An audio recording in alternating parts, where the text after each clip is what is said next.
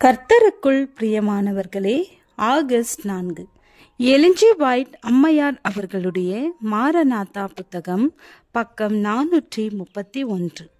இன்றைய தியானத்திற்காக தெரிந்து கொள்ளப்பட்ட தலைப்பானது கிறிஸ்துவே நமது உதவியாளரும் மீட்பரும் ஆவார். வசனம் ரோமர் 5வது அதிகாரம் 19வது வசனம். அன்றியும் ஒரே மனுஷனுடைய கீழ்ப்படியாமையினாலே அநேகர் பாவிகளாக்கப்பட்டது போல ஒருவருடைய கீழ்ப்படிதலினாலே அநேகர் நீதிமான்களாக்கப்படுவார்கள்.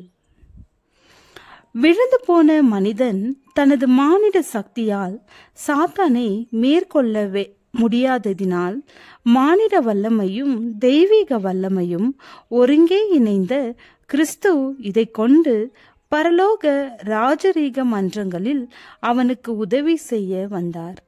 ஏதேனில் இருந்த ஆதாம் அவனது மேம்பட்ட அனுகூலங்களால் சாத்தானின் சோதனைகளுக்கு எதிர்த்து நின்று ஈடு கொடுத்து அவன் மீது வெற்றி பெற்றிருக்க முடியும்.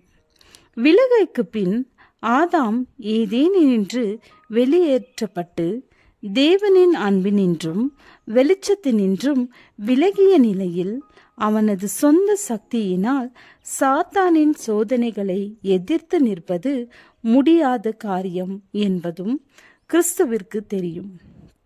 மனிதன் முற்றிலும் அழிந்து போகாதபடி அவனை காப்பாற்றி அவனுக்கு நம்பிக்கையை கொண்டு வருவதற்காக மனிதன் எங்கு இருக்கிறானோ அங்கே அவனை சென்றடையத்தக்கதாக அவர் தம்மையே தாழ்த்தி மனிதனின் தன்மையை எடுத்து அவரது தெய்வீக வல்லமையோடு மானிடத்தையும் இணைத்தார்.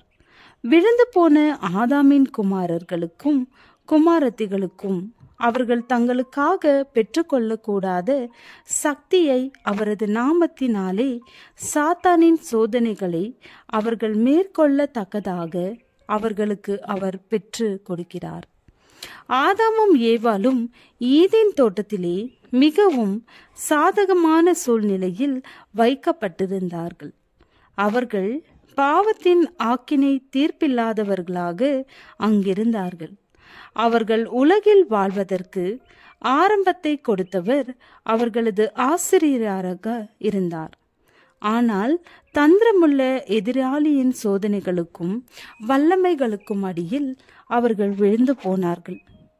தேவனுடைய அரசாங்கத்திற்கு எதிராக சாத்தான் 4000 ஆண்டுகள் போராடி கொண்டிருந்தான். தீர்மானமான செயல் திட்டத்தின் மூலமாக வல்லமையையும் அனுபவத்தையும் பெற்றுக்கொண்டான்.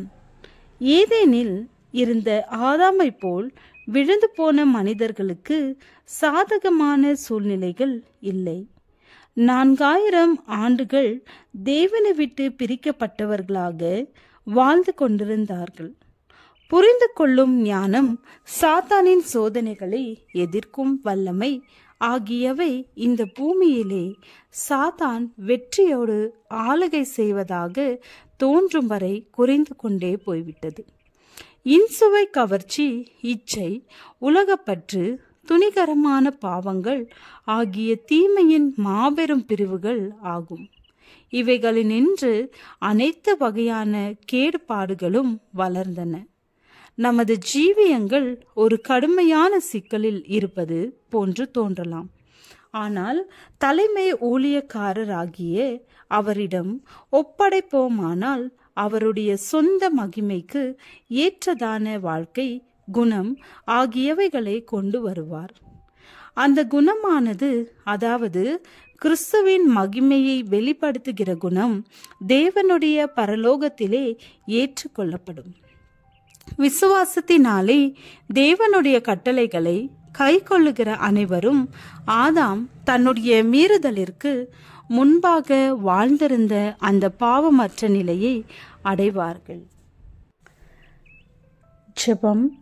பரலோக பலனை தந்து நீர் தந்த கற்பனைகளின்படி வாழ ஆசீர்வதித்தருளும். ஆமென்.